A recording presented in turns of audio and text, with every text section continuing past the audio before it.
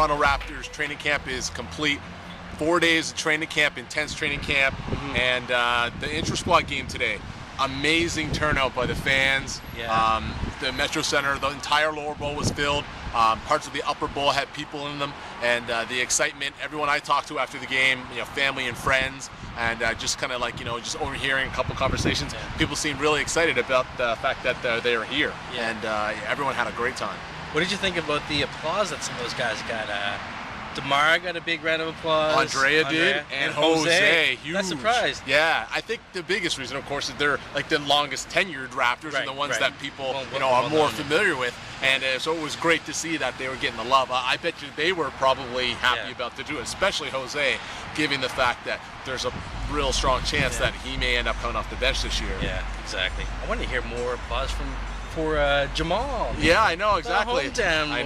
I know. And they did say that too. I think they even said it Canadian, but unfortunately that happens. Sometimes people kind of clap or cheer for who they're familiar with. Yeah, the kids aren't going to remember Jamal McGlory. No, unfortunately. Jamal McGlory's more for us. That's I right. guess. That's right. That's right. What were your thoughts about camp all week? Yeah, I mean, based on the experience itself was incredible.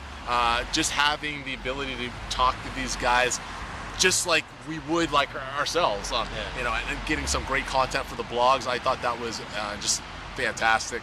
Major shout out to the Toronto Raptors public relations and media group.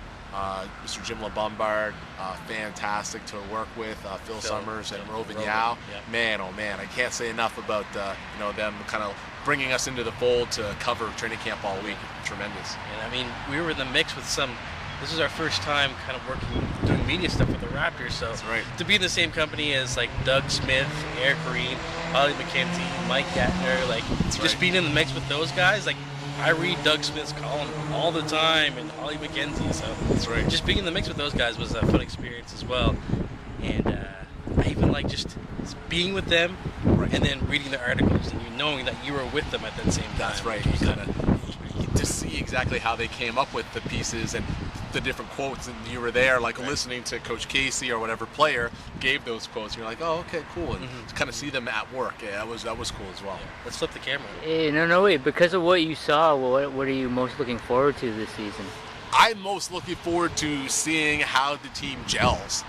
For me, that's the biggest thing, like how they actually do on the court together against competition, because we've seen them kind of put in the work, and now I want to see like the fruits of that labor kind of come forward. So I'm just definitely looking forward to seeing them play essentially. And one of the storylines I can just tell already that's going to come out is the whole Terrence Ross, DeMar DeRozan, and them challenging each other to make each other better. So you can see it already. They went head to head in the game, and it's going to happen all season.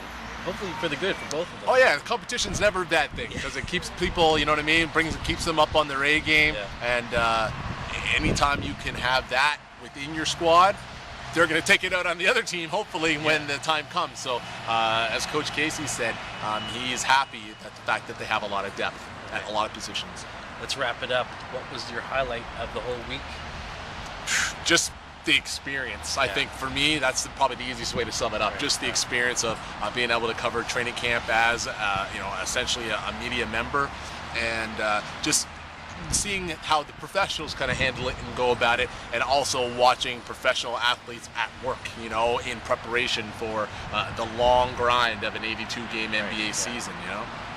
For me, it was just seeing these guys, the Toronto Raptors, who we've watched for years. That's right. Seeing these guys on this roster in our city.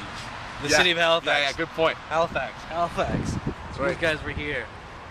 To see them go to the Black Cultural Center, to see them to go sailing out in the harbor.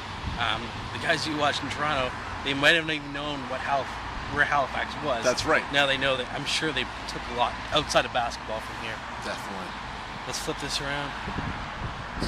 You ready, U-E? Flip it to the man. I guess so. Highlight. Hi, I'm the camera guy. Well, you were more than the camera guy. You did get to interview several players this week, sir. Yes, I did. Jonas, I'm sorry, man. I called you Jonas, man. I got starstruck. Jonas and the whale? Yeah. Oh, but you know what? When we interviewed Aaron Gray, he called him Jonas too, so don't worry about it. There you go. There you go. There's your out. There's your out. So, highlight of the training camp. Highlight, man? Oh, it was just being there, like, in general. Seeing Muggsy, that was a big highlight for me since I missed him last year. Yeah. But no, I'm looking forward to see how Jonas does. You know, the fact that we got a chance to talk to him, and he's a rookie coming in, and we were rookies coming in ourselves with the media. That's right. And also, I want to see, it would be cool because we were like the only ones that really interviewed like Chris Wright and Jarrell McNeil, like to see one of them potentially have some kind of Jeremy Lin story. You know, it's may not happen or whatever, but who would expect a Jeremy Lin to happen last year? That's so right. you just never know. Yeah, if it's not this year, it could be with someone else down the line. Yeah, like you say, you never want to write off an opportunity like that because, you know, these are guys that, you know, you could be reading about in a major way, you know, down the line. Okay, Huey, if Chris Wright makes it big, what's his thing going to be called? Not Lin, like Linsanity, what's Chris Wright's thing going to be? Righteous. I don't know. The right stuff, and you know, people start doing the right stuff dance from the new kids or something, right? I don't know. Never know. Never know. What about Jarrell McNeil? What was his? The real deal McNeil. I don't know, something like that. The real deal. That's something like that, I guess, you know. Yeah, and it was just an incredible experience. I'm really happy that we were a part of it, and I think we did a good job bringing as much content as possible, you know, to our readers and to the Raptors fans out there. I know I personally got a lot of, you know, great tweets and text messages and emails and just people like Facebook comments about being appreciative of the work we kind of had been doing all week and getting us as much content out to the fans, because we tried to talk and ask about different things, and they seem to be really appreciative of that. So that was great, just, you know, kind of get that feedback from people who, you know, are fans like ourselves, and just showing their appreciation for what we did. So I was really happy about that too. So that's it for Halifax. For Halifax. For Sean Francois. Thank you, Raptors, for coming to our city, baby. U-E Sampang. T-Dot. This is Halifax Training Camp. Toronto Raptors. We out.